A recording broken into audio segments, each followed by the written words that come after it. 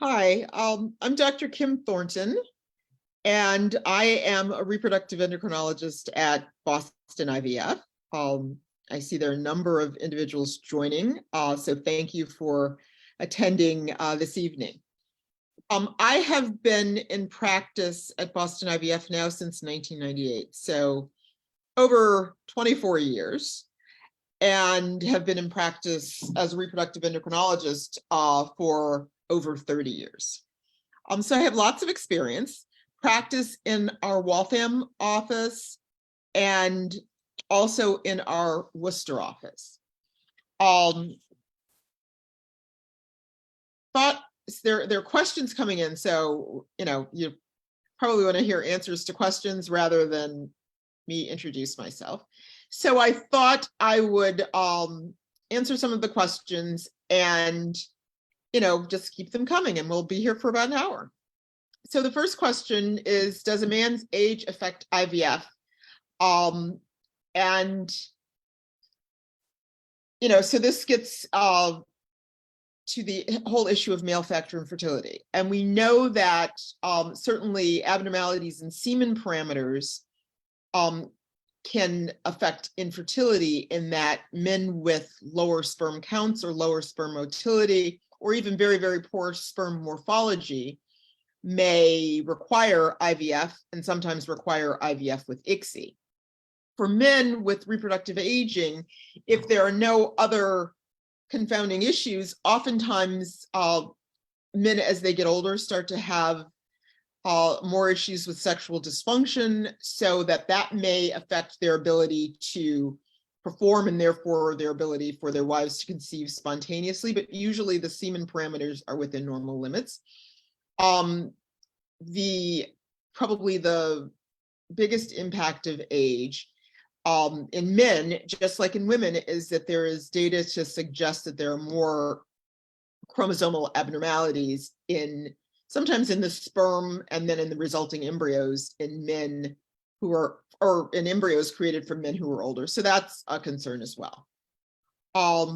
Next question. I've had a vasectomy. What can improve sperm count before surgery? So in general, men who've had vasectomies, and I will put a disclaimer, I am not a male fertility specialist, but men who've had vasectomies, if their sperm counts were normal prior to the vasectomy, they still continue to produce sperm. So post vasectomy, they should have, if this anastomosis is successful, they should have sperm in the ejaculate. And then the question is whether or not you need to have more frequent ejaculations to just enhance production in that manner. There are really not any medications to enhance counts before surgery. I think you need to look and see what the counts are post-operatively.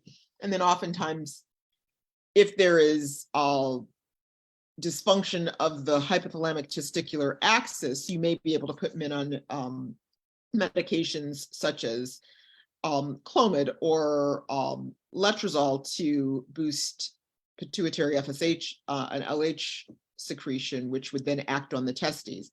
But there's not really any other medications that you would take. Lots of questions about male infertility. What are treatment options for lower sperm count with 2 to 3% normal morphology? Is IVF the only option? Also, the answer to that is no, IVF is not the only option if we can post-sperm wash recover adequate amounts of sperm to do inseminations. However, IVF may be your best option if the total number of motile sperm recovered after a sperm wash is less than 5 million, and certainly if it's less than 1 million. So it really just depends. Another question. My husband and I recently had PGT-SR performed on our biopsied embryo, and there was a chromosomal inversion. The test provides a binary result, euploid or aneuploidy. Why do we not report mosaicism? With the lab that we most commonly use, the cutoff for determining of whether an embryo is mosaic or not is about 50%, meaning that if there is 50% or more of the embryo that is considered normal when there's no mosaicism, then we don't report that. So we have included in those embryos that we transfer embryos with no mosaicism and embryos with low-level mosaicism. The embryos with high-level mosaicism are less likely to implant, and therefore we're comfortable with the cutoff of 50% mosaicism in our determination as to whether the embryo is euploid or not. The next question is, are there ways to alleviate the discomfort from the vaginal irritation from some of the suppositories? And that's actually a very common occurrence. Many of the vaginal suppositories, the estrogen, and the progesterone, if you're taking it vaginally, causes a lot of vaginal discharge, which causes a lot of moisture, etc. So sometimes you have to resort, there's not anything we can do but put kind of a barrier cream, kind of over the labia, and that sometimes helps. The only other option is to then, if you're really irritated, is to avoid use of the vaginal progesterone.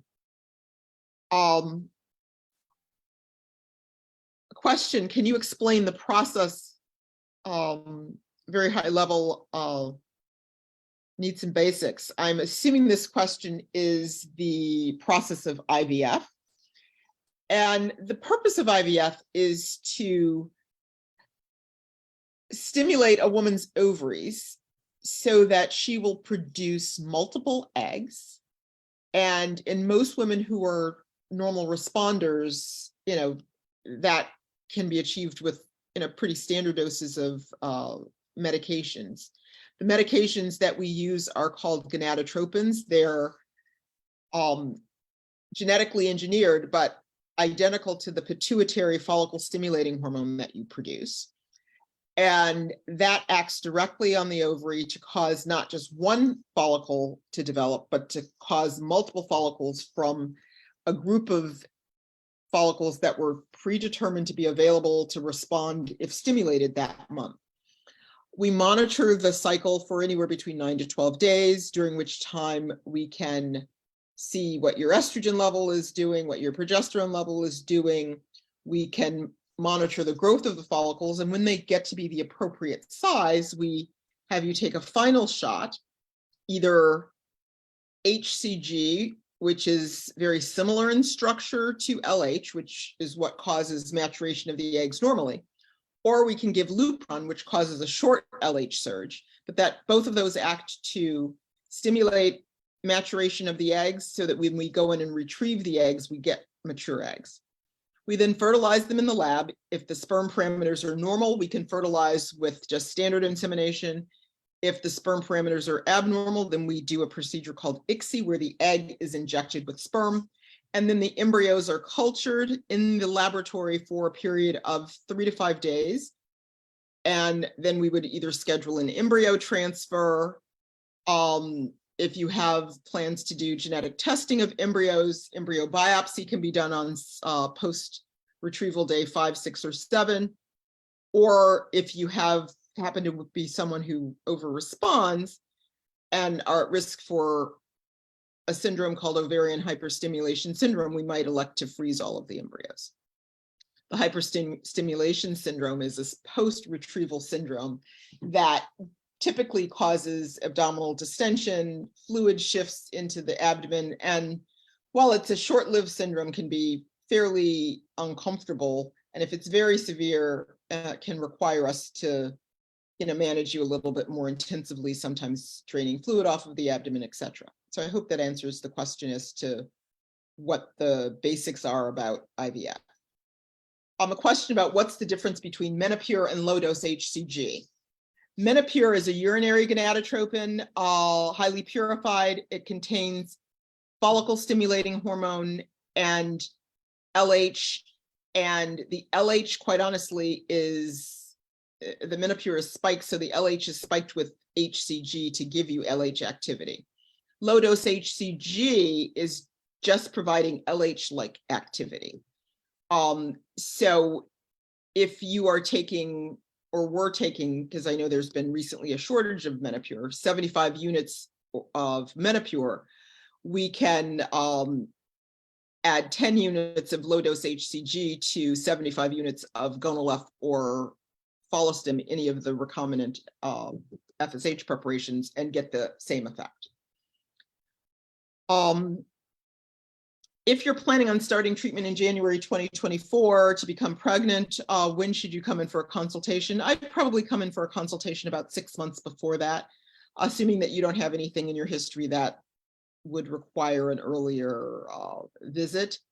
But 6 months will give us time to do the evaluation, find out if there are any issues, put together a treatment plan so that you're ready to go in January of 2024. Is it true that most day 3 embryo transfers are not as successful as day 5? Yes, that is true. Embryos that develop to day 3, or the majority of embryos or eggs that fertilize will develop to day 3, but then oftentimes there is an arrest in development at that stage, and maybe only half of the embryos go to the blastocyst stage. So that our protocol in most instances is if you have more than 4 embryos, we are comfortable growing those embryos out to day 5. If you have fewer than that, then we may transfer on day 3 just because we want to make sure that we get some of your embryos back into the uterus, but we recognize we can't determine whether they go to blastocysts unless you get pregnant. Question, so I'm going to combine these two questions. One is for people below 37, how many rounds of egg freezing do you recommend? And then the other question is, can you talk about freezing of eggs? I just turned 37, is that too old? So in general, egg freezing, well, let me just rephrase that. In general, the younger a woman is, the more likely she is to produce more eggs in response to gonadotropin stimulation.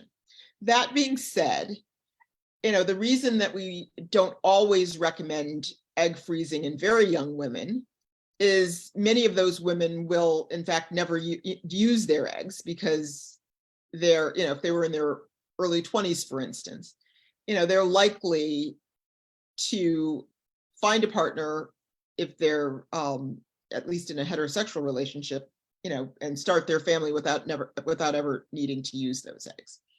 So, we tend to recommend egg freezing probably more commonly in women age 30 to 37.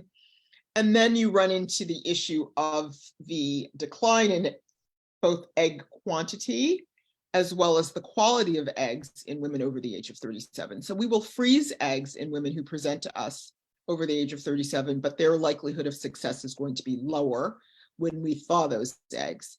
And the likelihood is that they're going to have embryos with a higher percentage of their embryos having chromosomal abnormalities. As a consequence, there have been studies looking at data as to how many eggs you need, right? And younger women, so a woman, I'm just going to say in her early 30s, may only need 15 to 20 eggs to give her about a 70% chance of having a single live born. And with that, she might have enough embryos to have a second baby, whereas a woman approaching 37, 38 would need to have closer to 20 to 30 in order to have one live pregnancy and potentially have the option for a second. And it's purely a numbers game. You have to think about the fact that when we freeze eggs, 95% of them will survive the freezing. There's about a 70% fertilization rate. But if the risk of chromosomal abnormalities in a 30-year-old is 30, let's say 30%, right? Most of her embryos are going to be chromosomally normal. But if the risk of chromosomal abnormalities is 60 or 70% in a much older woman, you're going to get fewer embryos that are going to result in pregnancy. Next question. If I've had an unsuccessful embryo transfer, how long should I wait to recover? So if you've had a embryo transfer whether it's a fresh embryo transfer or a frozen embryo transfer, you probably only need to wait one cycle before you do another transfer. Part of that just has to do with logistics, in that many of us have to get insurance authorization for a treatment cycle. But if you've undergone a stimulation, you might just feel like you want to give yourself a rest. For frozen embryo transfers, in a perfect world where we didn't have to wait for insurance authorization and the like, you could do back-to-back frozen embryo transfers, just like you could try to conceive, every month if you were on a natural cycle. If I had blood work day 3 labs 8 months ago and are planning to do IVF at age 38, do I need to do those labs again? Again, because we practice in Massachusetts, we have an insurance mandate, and many of us have, or many of the patients that I see have the requirement that their testing is updated every year. And so, if you've had your testing 8 months ago and have your authorization in place for an IVF cycle, you probably don't need to repeat that testing. However, if you're at 8 or 9 months, and by the time we get the treatment authorized, your testing may expire. So it's just going to depend on where you are in treatment and where you are in the authorization process.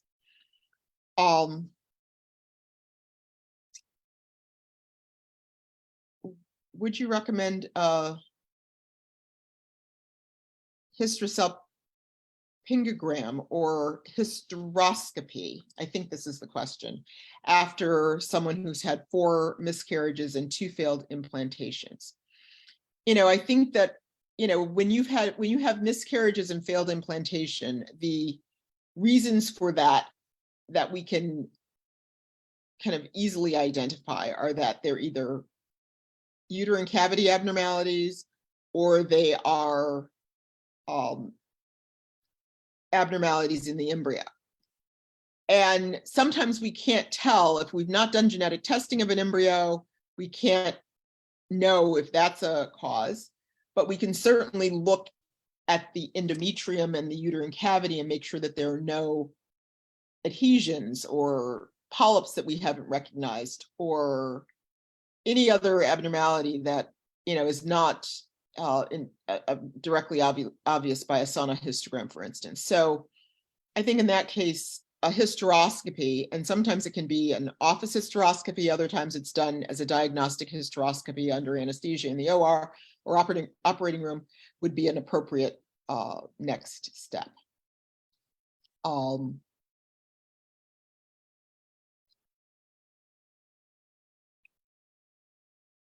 Another question is, can we give you insight into past miscarriages? And sometimes yes, sometimes no. So certainly if you've had a miscarriage and have had genetic testing of the products of conception and it comes back with a chromosomal abnormality, that's the most common and most likely reason for the miscarriage. But in many instances, we don't know. We evaluate patients with recurrent miscarriage with parental karyotypes, basic autoimmune testing, anticardiolipin, lupus anticoagulant, beta-2 glycoprotein. We do a uterine cavity abnormality, basic endocrine testing. And, if the evaluation yields something, then we address what we find. But in many instances, we don't get an answer. And then the treatment can be either supportive for a next pregnancy by empirically adding progesterone, empirically potentially adding baby aspirin, or we might recommend IVF with genetic testing of embryos. So it really varies, but we can't always give an answer as to why you've lost pregnancies.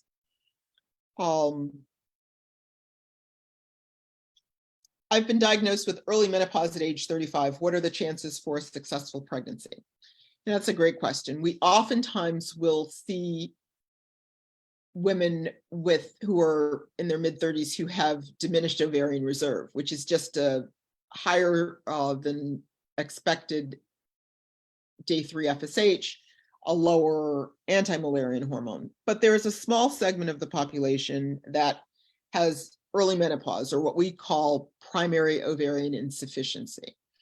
And that's generally characterized by cycles that are starting to become irregular, or that stop altogether. Day 3 FSH testing if the woman is still irregularly cycling, or random FSH testing indicating FSH levels that are in the menopausal or perimenopausal or menopausal range. So, sometimes it's just over 15. Sometimes we see women with FSH levels in their 20s or 30s or 40s. AMH levels are very low, and low meaning, significantly less than 1. So a level of 0.02, for instance, or even lower.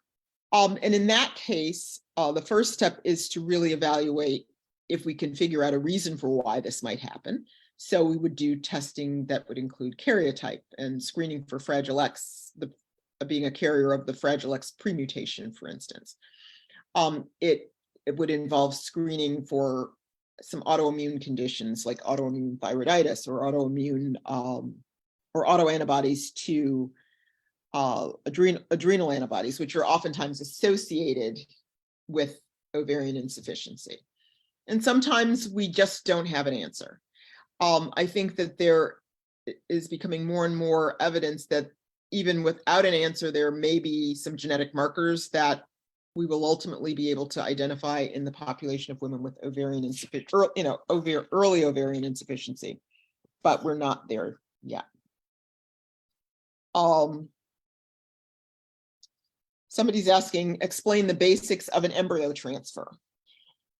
In most of our patients, an embryo transfer is very similar to an intrauterine insemination. And the only difference is that we do it under ultrasound guidance, so that we can actually place the catheter about 1.5 centimeters from the top of the uterus.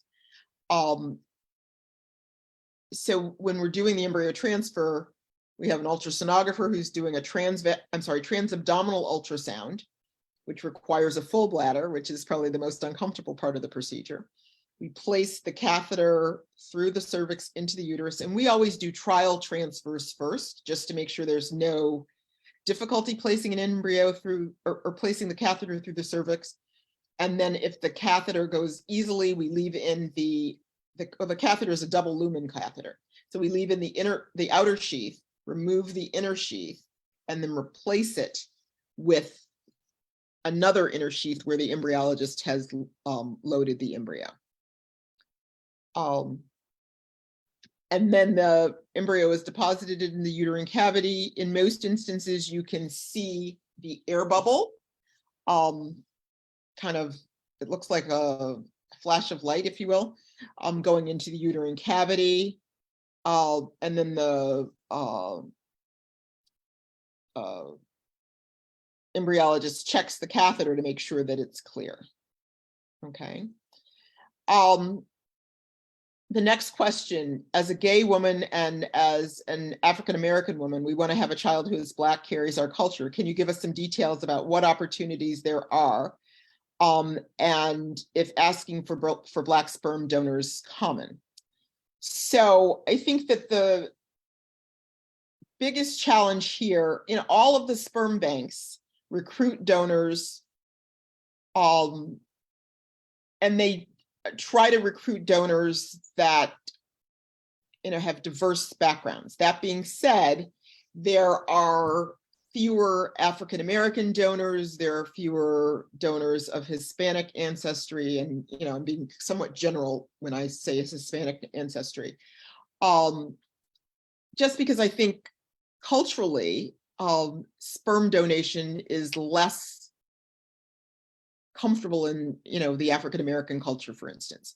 So one of the things that needs to happen, and I think that across the country people are sensitive to the fact that you need to increase awareness of the need for sperm donation in all communities of color, just like we do within the Caucasian community, and make it acceptable to donate sperm. And many of the reasons that people don't donate sperm have to do with some of the historical concerns about how tissue has been handled in the past, and how minority patients have been handled in the past in terms of doing, research, if you will, without consent, etc.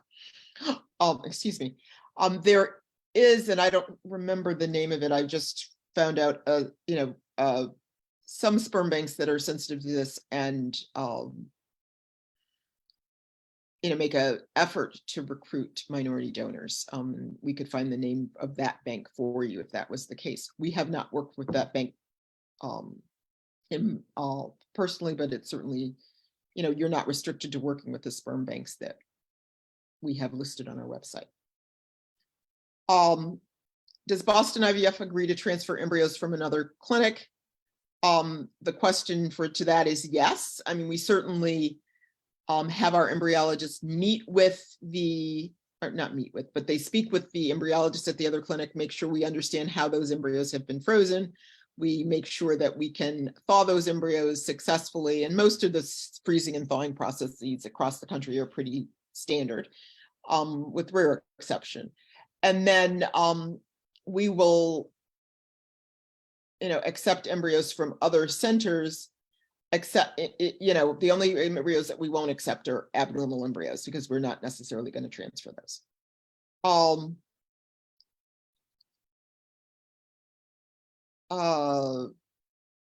How soon after the consult can you get the process of IVF started? If you come in for a consultation, usually the fastest you can move through is if you can get all of your testing done the following month. It's all within normal limits, so we don't have to do any additional testing.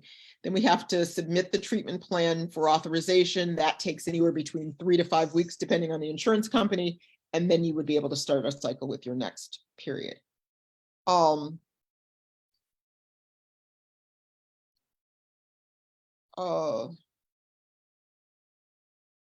Sorry, I'm just looking at some of these questions because some of the questions I've answered. The chromosomal abnormalities I mentioned from eggs in older women, are those caught before pregnancy, or is there a risk of having an unhealthy pregnancy?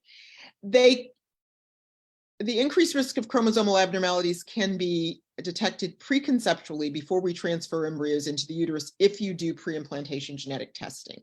If not, then during pregnancy, all women who are pregnant are offered non-invasive prenatal testing about 9 to 11 weeks gestation, so that most chromosomal abnormalities should be able to be detected either preconceptually or in the early prenatal period where you can make decisions.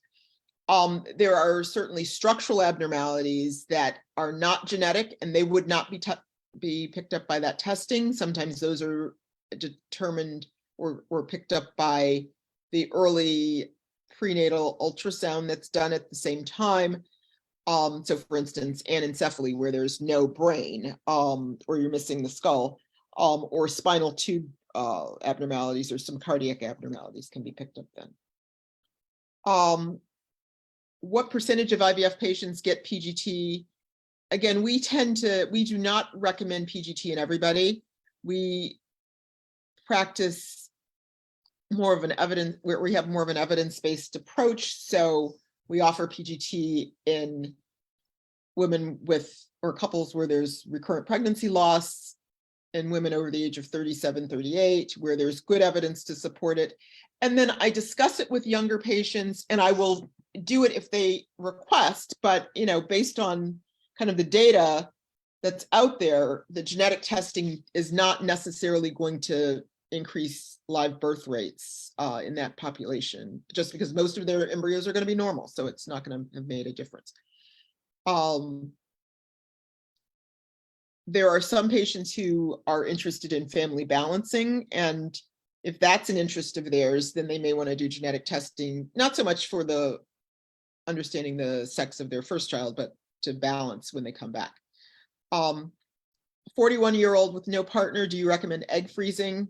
Quite honestly, I would recommend a 41-year-old with no partner to try to conceive, because the likelihood is that if we do an IVF stimulation for an egg-free cycle, we're not going to get a lot of eggs. And so you would have to do a lot of cycles to get enough eggs to give you a really good chance of pregnancy. That being said, I have done egg freezing in a 41-year-old who's just not ready to conceive. I think that the cost of the treatment and the number of eggs that you're going to get, and I think you have to make some other decisions. Question, what can I do to increase estrogen levels and hormone levels? My estrogen and my hormone levels are little to zero. It sounds like you may have ovarian insufficiency, and there may not be, without knowing more about your history, it's really not fair to say in this forum. So I'm going to defer this question and would be happy to discuss that with you in another forum. Do you know if there is a test to check men's fertility after vasectomy, or is this a question for your urologist? Post-vasectomy, you really can't check male fertility. I think that in most men who've had a vasectomy, you have to just make a decision whether you proceed with a vasectomy reversal or sperm aspiration, because in most instances we could recover enough sperm to do an IVF procedure. It all depends post vasectomy reversal what the semen parameters are, whether there's enough sperm in the ejaculate to result in pregnancy.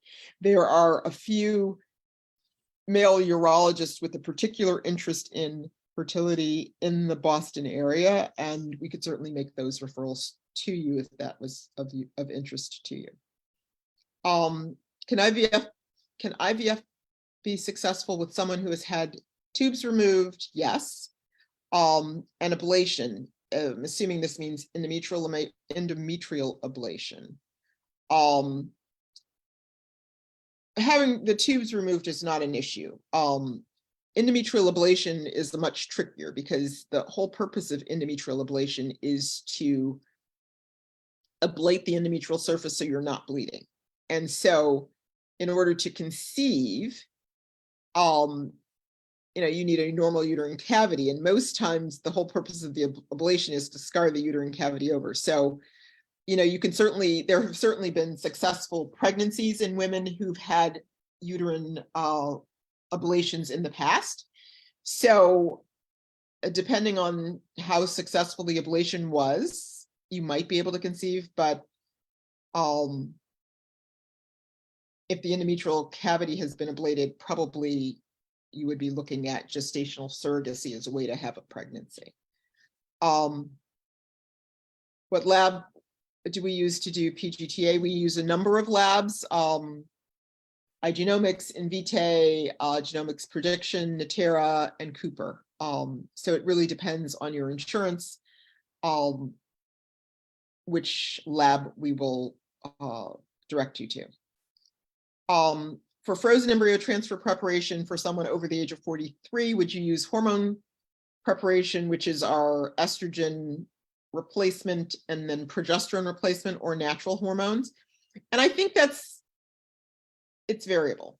In most women who have regular ovulatory cycles, I will lead towards a natural cycle or a modified natural cycle where I stimulate the ovary with letrozole or clomiphene citrate.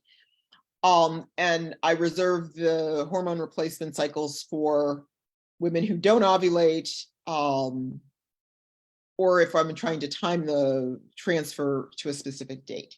That having been said, women over the age of 40 oftentimes have irregular cycles, are often likely to ovulate a little bit early, or and sometimes their cycles are a little bit more difficult to manage, and so I might use a estrogen, the hormone replacement. So it really just depends.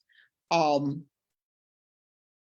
I think the natural cycle is great for somebody who has very, very regular cycles. How long should I wait after a miscarriage to try again? Again, it depends. If you have a miscarriage, or whether it's spontaneous or you have a D&C, it usually takes, in most women, somewhere between 6 to 8 weeks to get a normal menstrual period back. then I usually, I mean, if we're going into treatment, we usually do another sonohystogram just to make sure there's no retained tissue or anything like that in the uterus. But if we weren't going to do that, you know, it's certainly possible for you to try the immediate cycle after miscarriage. There's some data suggesting miscarriage rates in those cycles are a little bit higher, but most of our patients wait at least one cycle before they try to conceive.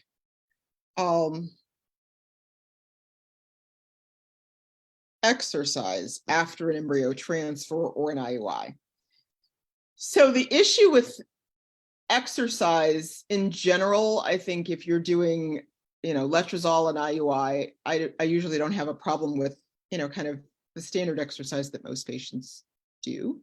You know, cardio, whether it's running or walking, mild weight training, biking, those sorts of things. I think that, so after an IUI, I'm less concerned about the amount of exercise that individuals do. And so I would say, yes, you can continue to exercise. After a IVF cycle, the reason that we typically recommend patients not do a lot of strenuous high impact exercise is your ovaries go from the size of a, let's say, a walnut, to some women, their ovaries can get to the size of a grapefruit. And there's a certain size and a certain weight of the ovary where there's a greater likelihood that that ovary will twist on its pedicle. And so the thought is that if you can avoid high impact exercise, you're going to reduce the likelihood of ovarian torsion. And then the other thing is when you're, you know, doing a lot of high impact exercise, your ovaries just hurt. So, you know, that's part of the reason. You know, and they also are more fragile, so that if you've got these huge ovarian cysts, there's greater likelihood of ovarian rupture and all of that. But, you know, lightweight training and those sorts of things shouldn't be problematic. It's just, you know, I usually tell people to pay attention to their bodies and, you know, exercise in moderation. And then the further you get out from egg retrieval, it's less and less of an issue because your ovaries have involuted. After a positive pregnancy test, we monitor patients until the ultrasound where we can demonstrate either a viable intrauterine pregnancy or, you know, in the unfortunate circumstances where there is a non-viable pregnancy, so that we can manage that accordingly. And then we refer patients to their OB at about somewhere between 6.5 weeks, if the ultrasound is normal, to sometimes 7.5 weeks, 8 weeks, thereabouts. Frequency of visits after a positive test. The first positive test after an IVF cycle, we repeat it in 2 days. Then we typically would repeat it in about a week. You know, and if everything's going fine, we don't repeat it after that. We repeat pregnancy tests more frequently if they're abnormal.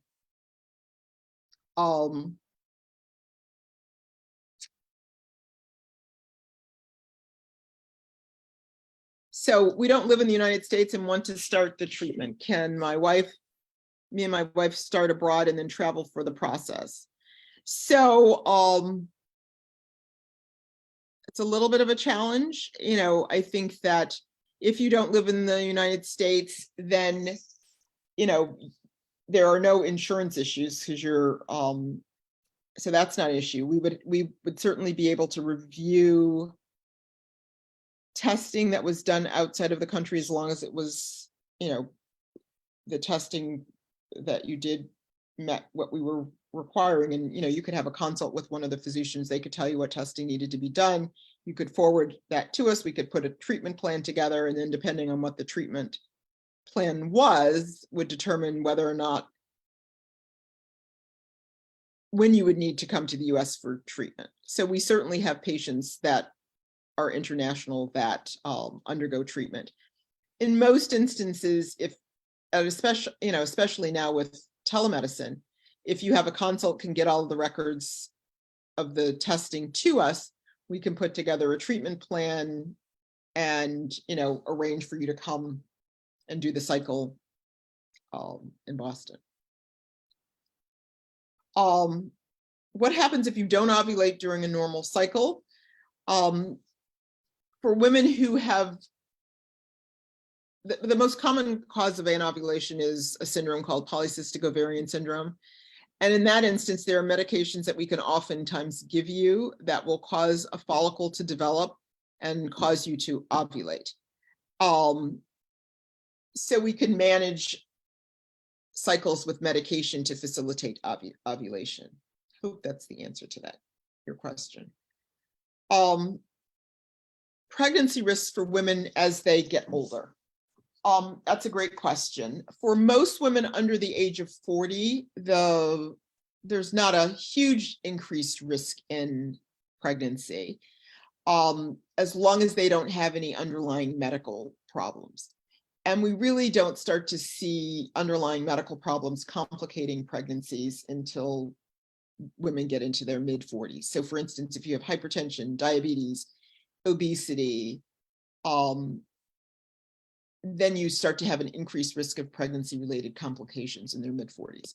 If you have those conditions in your late 30s, that can also complicate a pregnancy. But I usually don't find that women who are 37, 38, 39 have higher risk of pregnancy, with all other things being equal, than women who are, in their earlier 30s.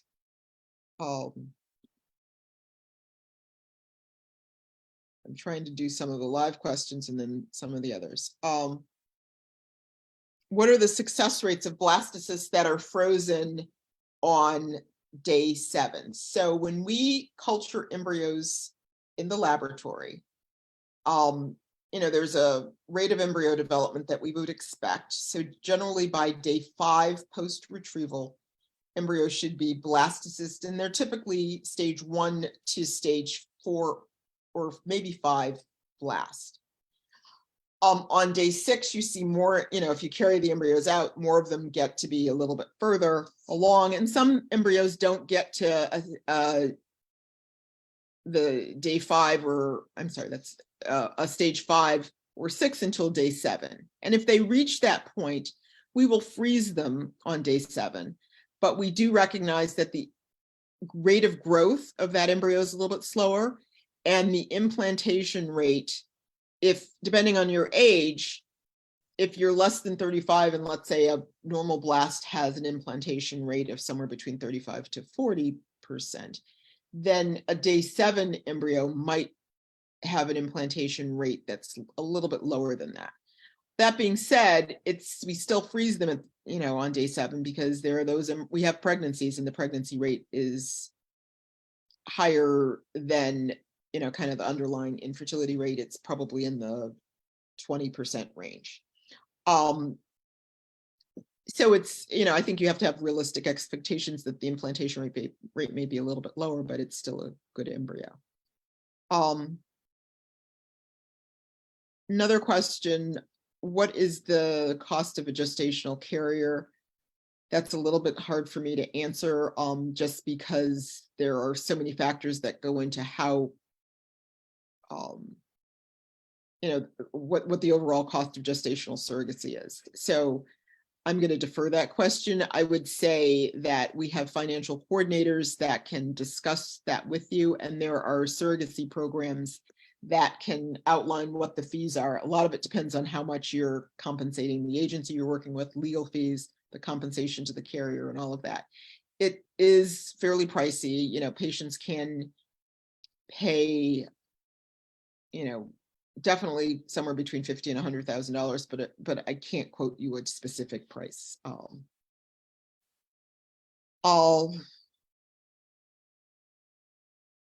Question about IVF in a 37-year-old with polycystic ovarian syndrome and uterine fibroids, and what are the chances of success? Again, a little bit of a difficult question. With PCOS alone, I would expect a 37-year-old to respond well to gonadotropin stimulation, to get a good number of eggs and have a good number of embryos from which to choose to transfer back. And moreover, at 37, if you decided to do genetic testing of those embryos, you'd have a good number of euploid embryos. That would be my expectation. With uterine fibroids, it depends on where the fibroids are located and how large they are. So if the fibroids are all on the outside of the uterus, they probably won't have an adverse effect on implantation, and you probably won't have to do anything about them.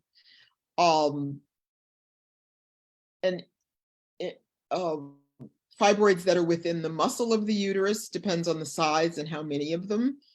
And fibroids that distort the uterine cavity should probably be removed before you go forward with embryo, or would need to be removed before you go forward with embryo transfer. So it really just, without knowing where the fibroids are and how they're impacting the uterine cavity, that's a little bit of a difficult question to answer rather. So another question, 36-year-old ideally would like 2 children. If the first IVF cycle ends with just one single euploid or chromosomally normal embryo, would the insurance allow another cycle for freezing before embryo transfer? It depends on your insurance. Some insurance companies will. They will allow you to bank up to 3 embryos before they make you use them. And then other insurance companies require that if you have a euploid embryo, that you transfer that embryo back before they will cover the cost of another cycle.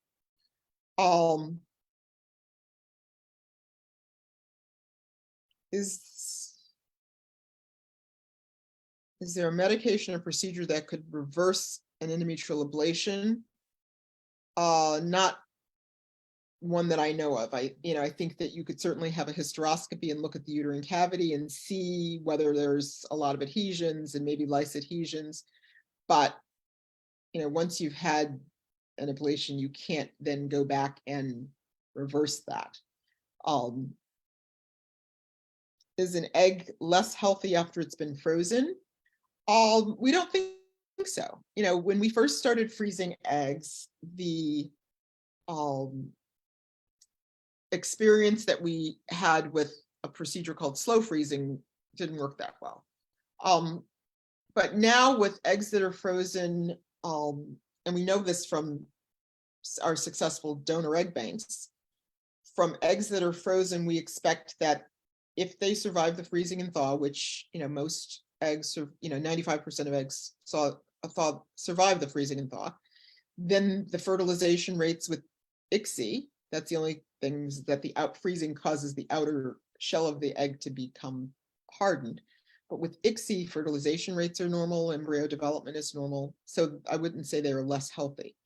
The only thing I think that you have to keep in mind is that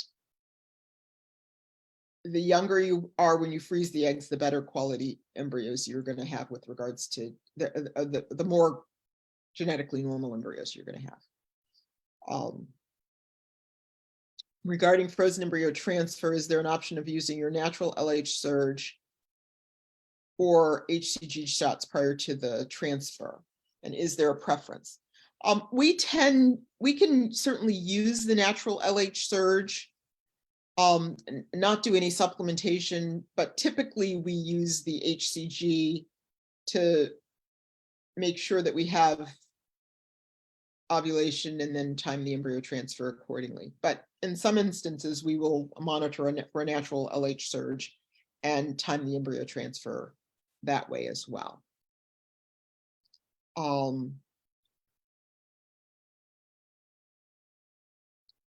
I am 46. Is there still a chance to have a successful IVF procedure?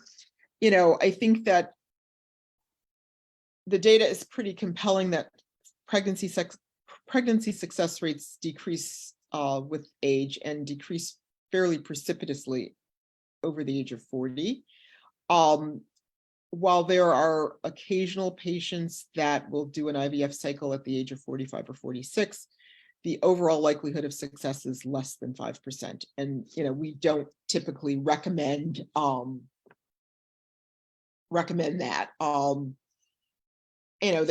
We make exceptions, but by and large, at 46, 47, you're going to need to consider egg donation.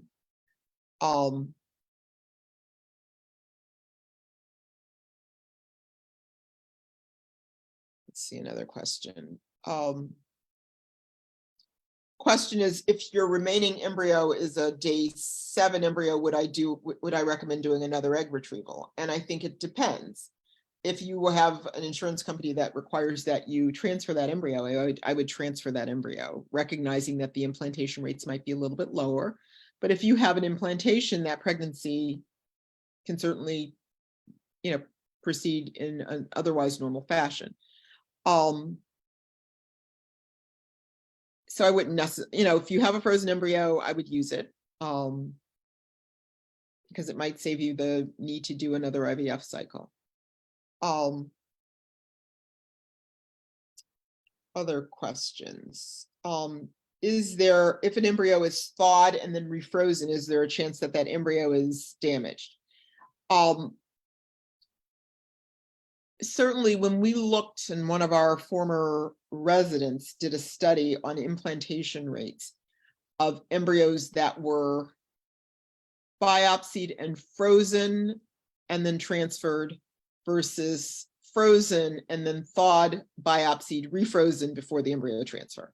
And so the embryos that undergo this thaw, biopsy, refreeze, if you will, do have a slightly lower implantation rate. But, let's say the reason we're doing the thaw, biopsy, refreeze is that we're trying to discern whether or not you have chromosomally normal embryos out of a cohort or group of embryos that were previously frozen.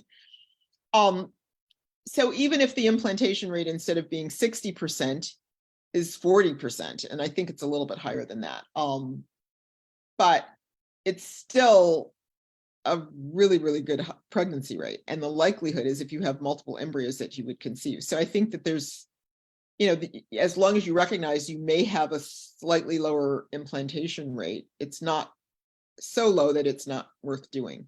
So I don't think that there's a reason, if you've got a lot of embryos and you're trying to just transfer back chromosomally normal embryos, it may be worth doing. All side effects of the medications. So the medications that we use for egg freezing or IVF are the same. The recombinant gonadotropins, we use a GnRH agonist. The biggest side effects of the medications are related to the expected response. So breast tenderness, pelvic discomfort as your ovaries get bigger.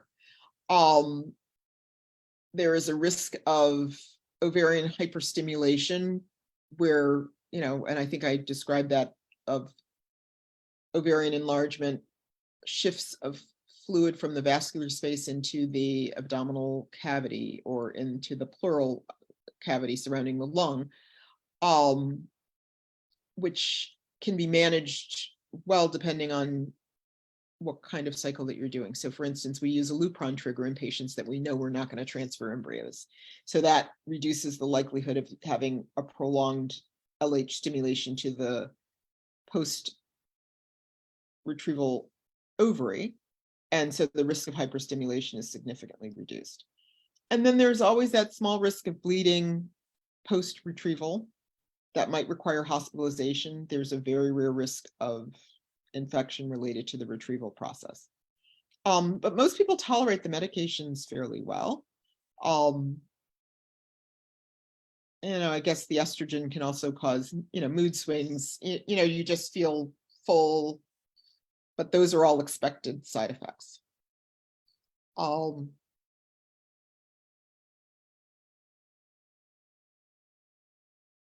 Additional questions: success rates of IVF in a patient with primary ovarian failure in their mid-30s. I think the challenge is the diagnosis of primary ovarian failure, primary ovarian insufficiency, in that the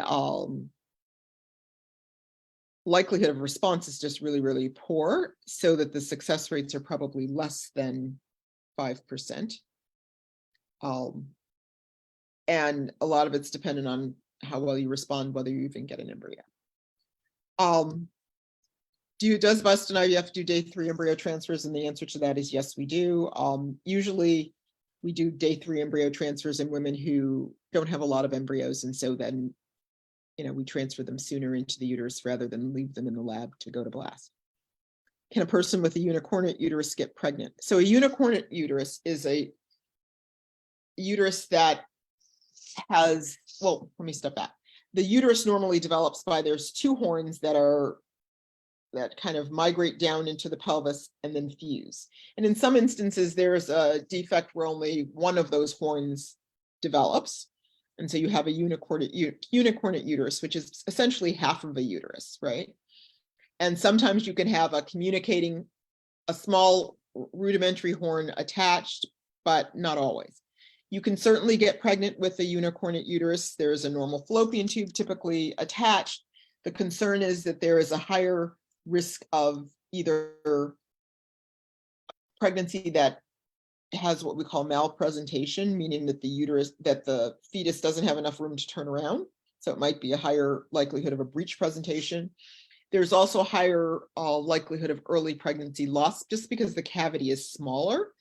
With the advent of very, very aggressive obstetric management and close monitoring by a maternal fetal medicine specialist most commonly, pregnancies in patients with unicornate uteruses, do as well as we can expect. You may have preterm labor or preterm delivery, but hopefully if they recognize the unicornate uterus and can manage it aggressively, you can get to viability. Kind of historically, in women with a unicornate uterus, the history was that of pregnancy loss, in the mid-second trimester, and then the next pregnancy went a little bit further, and the next pregnancy went a little bit further, and ultimately you got a pregnancy that reached viability. So with the unicornate uterus, yes, you can get pregnant. Yes, you can have a viable pregnancy. It's just going to be a high-risk pregnancy and needs to be monitored and managed accordingly. Great. I'm looking at the questions. I'm going to answer one last question, and then I think we're going to stop because it's 8 o'clock. Is there a risk to an embryo from surrogacy versus natural pregnancy? And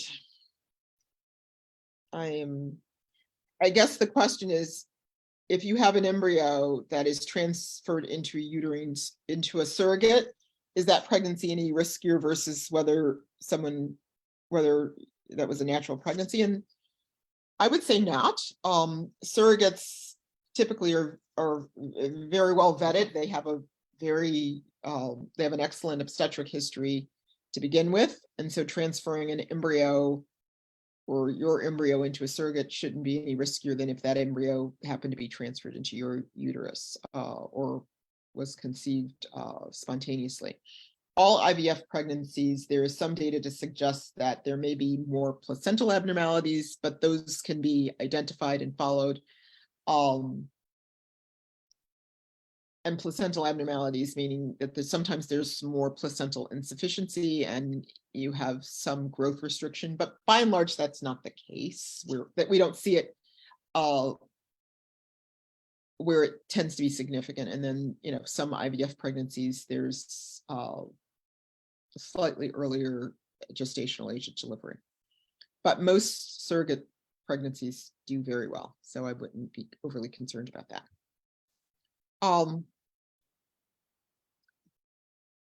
I'd like to thank you guys all for attending. I know we've kind of gone through a lot of questions and I've tried to answer most. I didn't get to all. Certainly available if you wanted to meet and have a consultation with either me or any of my colleagues. And thank you for attending.